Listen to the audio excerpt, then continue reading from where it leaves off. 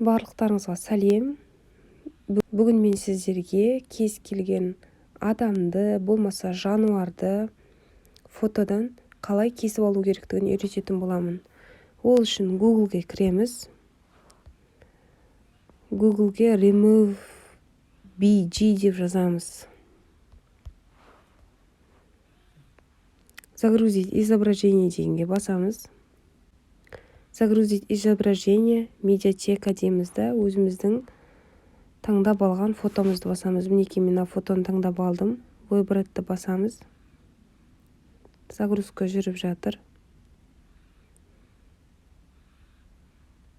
Мінекей артындағы фоннан осы жолбарысты кесіп алды. Скачать етеміз. Загрузить. Скачать етілді. Жоғары жағында стрелканы басамыз. Үстін басамыз. Төмен жағында стрелкалар жоғары қарап тұрған. Соны басып, сохранитті басамыз. Енді осыдан шығып, өзіміздің галереямызға кіріп қараймыз. Мінекей жаңағы жолбарыс. Мінекей артында фоны жоқ. Кәделеріңізге жарасын. Менің каналым сіздерге ұнаса, тіркеліп, лайк басыңыздар.